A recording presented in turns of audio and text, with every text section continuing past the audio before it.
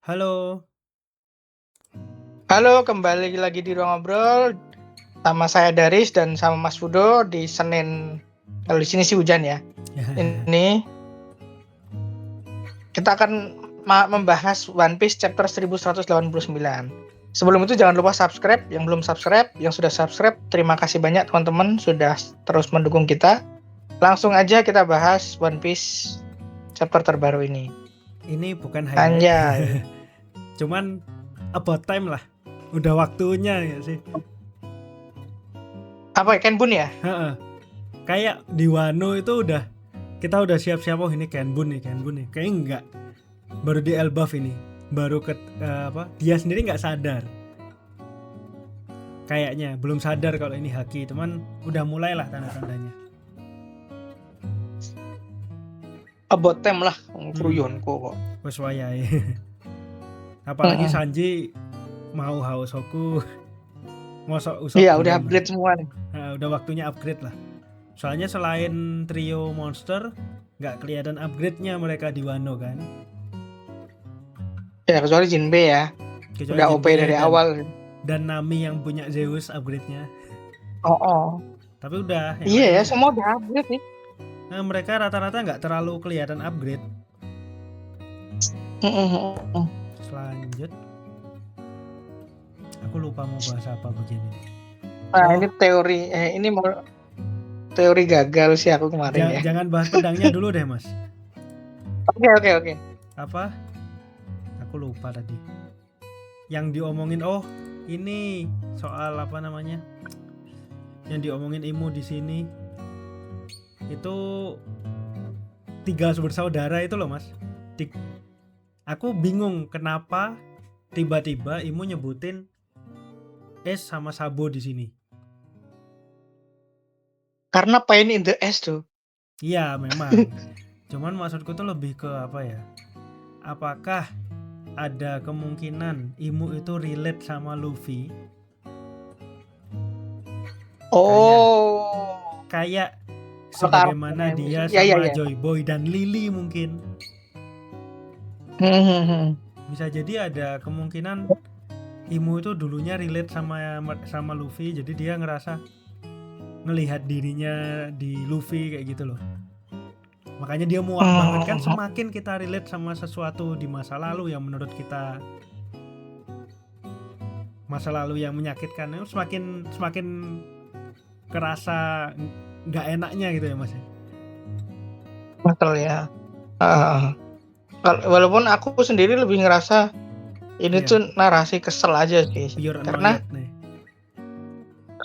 kalau S itu kan anaknya Roger ya. Roger kan yang kick off era bajak laut yang nyuruh orang cari One Piece basically kan.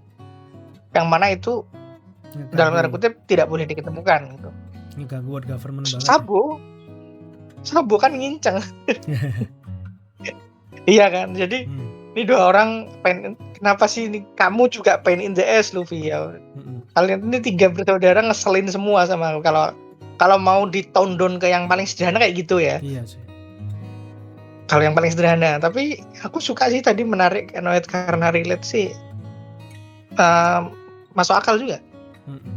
Soalnya kan Imu kemungkinan bukan pirate, sementara Joy Boy itu pirate gitu loh, maksudku. Lanjut di flashbacknya Seng sama Loki, sekilas banget flashbacknya Loki ngebahas kalau Shanks itu world government itu bakal mendeklarasikan perang, ya kan? Nah ini kalau aku wordingnya bukan begitu nggak sih? Iya sih, lebih ke bersiap untuk berperang. Iya, bukan mendeklarasikan, bersiap untuk, berarti mereka nyiapin diri. Jadi kalau menurutku sejak Rocks tuh mereka udah siap-siap sih. Rocks terus udah Roger. Harus mulai menyiapkan diri. Soalnya makanya mereka kan, betul. Gimana kan musuh udah masuk ibaratnya ramalan dunia ketiga ya Mas ya. Dan Imu pasti paham mereka udah siap. Itu. Sebenarnya dari dulu udah siap-siap, cuman begitu ada Rocks itu mulai langsung gaspol. Makanya Harald ditarik kan niatnya. Iya, dan makanya Shanks saja bisa tahu. berarti dalam internal Tenryubito, minimal dalam internal God's Knight itu mobilisasi untuk apa ya istilahnya, menyiapkan perang.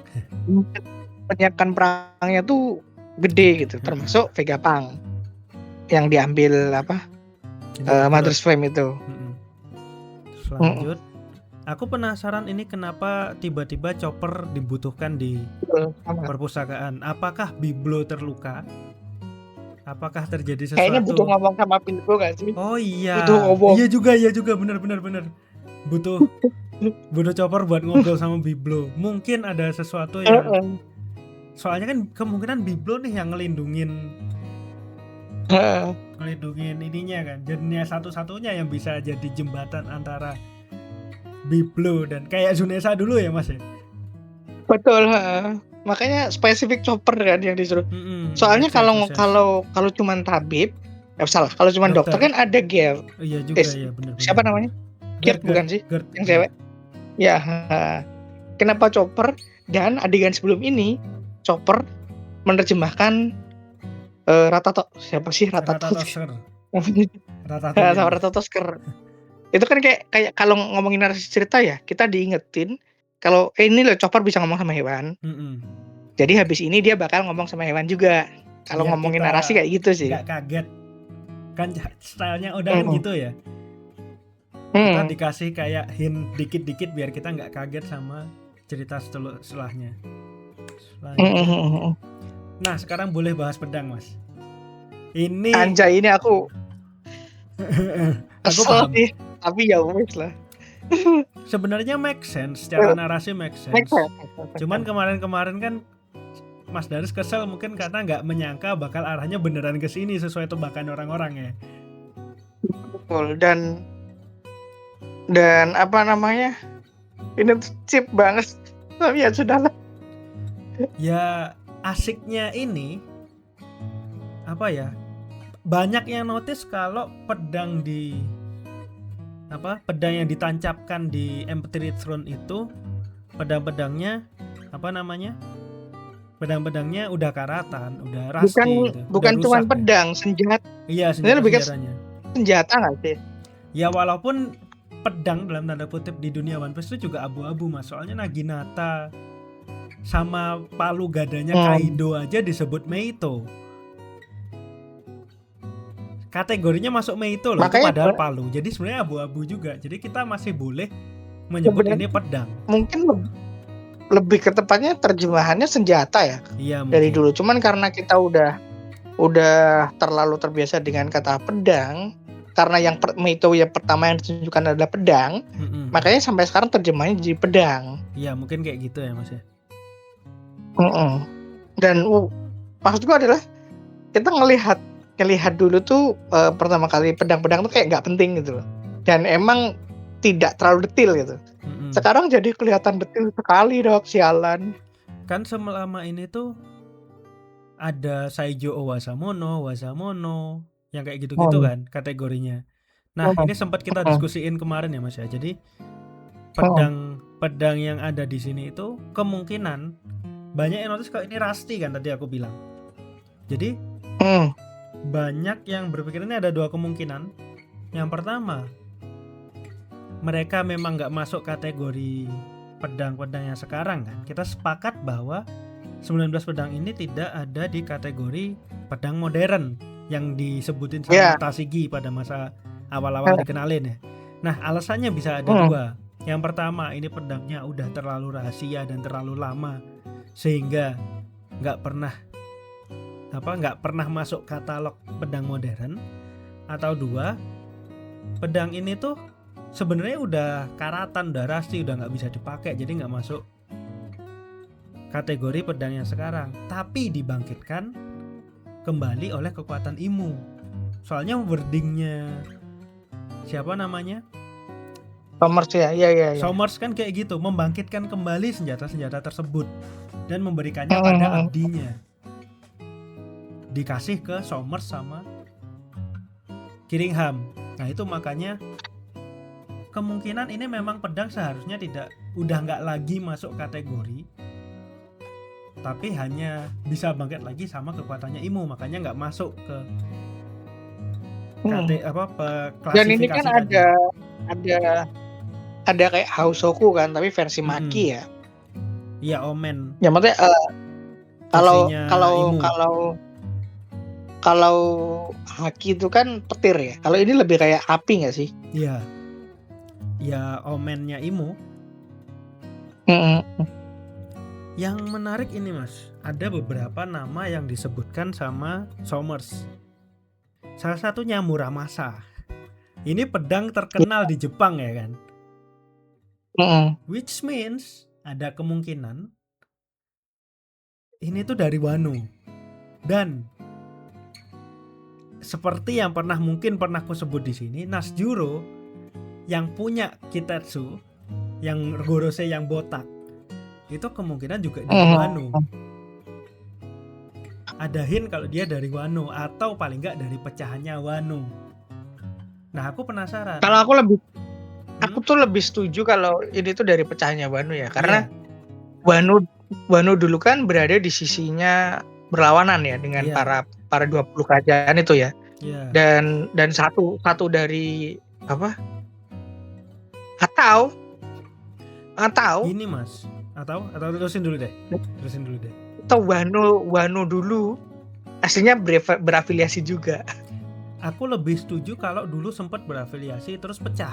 Jadi gini Mas, teorinya. Di masa lalu Wano itu dikenal sebagai Land of Gold. Sementara Nasjuro itu menteri ekonomi kalau nggak salah. Mungkin teman-teman bisa koreksi, tapi ada kaitannya sama keuangan gitu loh.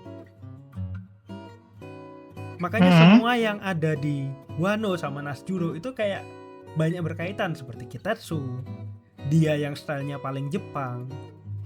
Jadi aku beranggapan bahwa di masa lalu Wano itu mungkin juga sebenarnya berafiliasi sama Imo. Tapi at some point dia mecah kubu.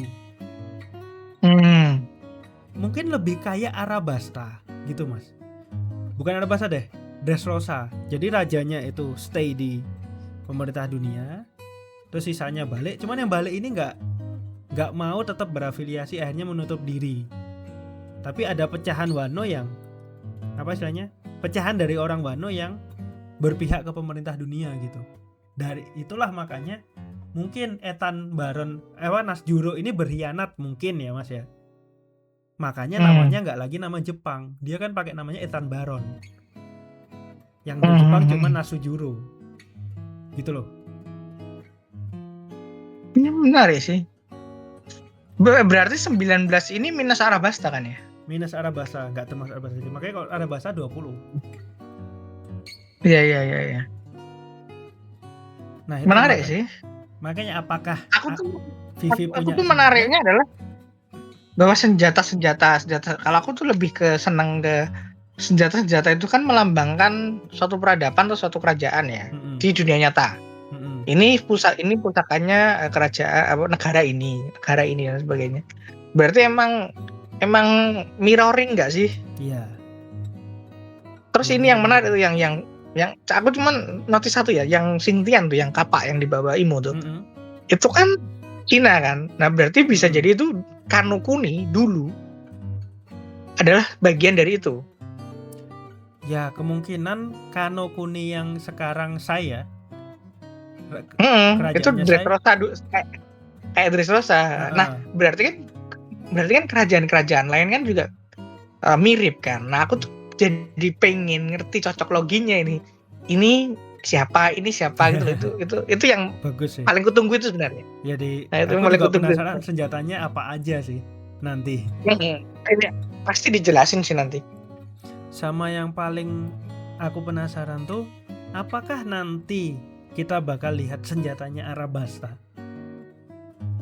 Secara dia satu dari 20 kerajaan yang kalau pakai teorimu yang tadi yang bilang tuh senjatanya udah rusty, berarti udah nggak relevan senjatanya karena nggak bisa dibangkitin. Walaupun bisa jadi Mas, turun temurun bisa jadi apa istilahnya, dirawat oleh mereka. Sementara di 19 pedang ini karena dia simbolik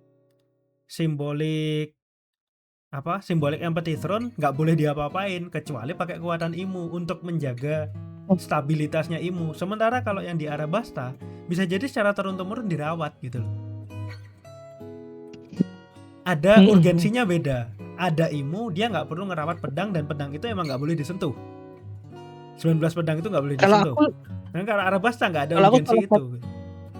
salah satu yang menarik kalau soal senjata-senjata ini tuh adalah apakah senjatanya itu memang kuat Atau yang kuat atau usernya. yang kuat yang pemiliknya, karena di One Piece tuh senjata pusaka itu nggak ada. Iya sih. Nggak ada sih. Adanya senjata makan buah iblis atau senjata dengan haki, karena udah dimasukin haki yang kuat banget makanya nggak patah-patah gitu. Nah makanya aku ngelihat senjata ini tuh tidak begitu relevan akhirnya, kecuali Lord Drop aja. Nah makanya nanti senjata Arabasta itu tidak akan punya, kalau menurutku ya, tidak akan punya peran karena sekuat-kuatnya senjatanya itu 1 of 20 gitu loh. Iya sih. Make sense sih. Ya pada akhirnya kayak, tapi kalau ngelihat gimana Imu kayak punya fungsi masing-masing senjatanya, bisa jadi juga kayak yang kemarin loh, Vohu. Itu kan dia ngeringin hutan gitu loh Mas. Spesifik dengan pedang aku itu. menurutku tuh memang berarti aku tuh malah masih nggak bisa secara mekanik tuh senjata pusaka di One Piece tuh gimana cara kerjanya. Mungkin lebih ke ini Mas, kalau menurutku Teknologi antara teknologi atau lebih ke Imu bestowing his power, some of his power. Jadi ngasih sebagian kekuatannya dia ke senjata-senjata itu. Jadi kekuatannya untuk dia apa? tuh buat ngendaliin, bisa jadi karena kekuatannya yang terlalu ini buat anak buahnya. Main buat ke Somers, buat ke Kiringham itu dikasih omen kan. Nah, sebagian kekuatannya dikasih ke situ. Enggak, kita ke senjata yang zaman 900 tahun lalu deh. Apakah pada saat itu senjatanya itu powerful juga atau enggak? Itu kan yang aku menjadi pertanyaan itu. Powerful ini maksudnya dia bisa ngeringin, dia bisa nganu. Nah itu loh, apakah itu akan benar seperti itu atau enggak? Walaupun ini sih Mas, aku coba ngecek ulang ya, Fragaraj yang baru dikeluarin setelah pedang yang menusuk Luffy sebelumnya. Ini pedang kedua alias pedang keduanya Imu di chapter ini. Itu juga ngeringin pohon. Jadi kayaknya bener katamu, tidak ada sesuatu yang spesial di pedangnya. Jadi memang yo keren-kerenan wae ya. Antara itu atau pedangnya punya properti buat bisa dialirin kekuatan buah iblis atau teknologi. Iya.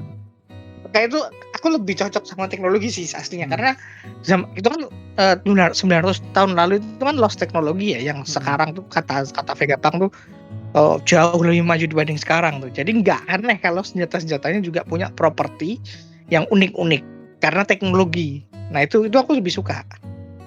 Ya nanti kita lihat lah. Iya, kita malah debat senjata panjang banget. Karena fokusnya itu, cuman yang chapter ini ditutup sama Gaban. Aku agak khawatir sama Gaban jadinya. Sama ini aku juga pas ya. Soalnya Gaban sendiri sempet nge-red flag. Kalau Elbaf masih utuh setelah ini ketemu sama aku, kan dia bilang gitu kan. Malah aku khawatir itu jadi red flagnya Gaban sekarang. Ya karena nggak ada namanya. Loh, kok lanjut deh. Karena nggak ada apa Mas? Karena nggak ada Deus Ex Machina lain nih selain Gaban. Iya. Ya paling. Jadi kayaknya nggak ada yang bisa nyelamatin nih. Iya, paling ujung-ujungnya Imu habis waktu terus dia mundur. Tinggal ngalahin. Dengan menukar dengan nyawanya Gaban. Nah itu yang ditakutkan ya. Soalnya Gaban tuh juga lagi cedera parah loh. Dan sejauh ini emang orang-orang tua udah mulai disingkirkan satu persatu kan. Iya, dan Garp, itu bener sih. Sengoku itu kayak bener-bener walaupun nggak mati ya, tapi mereka bener-bener disingkirkan dari medan perperangan sedikit demi sedikit. Most likely bakal sekarat parah sih, Mm-mm. sampai dia nggak bisa ikut terjun. Most likely itu sih. Soalnya di sini masih kelihatan kalau Gaban di atas Yonko gitu loh kesannya. Makanya memang harus disingkirkan pelan-pelan gitu. Ini udah panjang kita bahas senjata. Mungkin dah itu udah Oke. dulu itu ya Mas ya. Ya itu aja sih. Oke, sampai ketemu lagi di konten kita selanjutnya. Minggu depan libur, jadi 2 minggu lagi kita akan ketemu di One Piece chapter 1190 ya harusnya ya. Harusnya. Oke. Thank you. Thank you.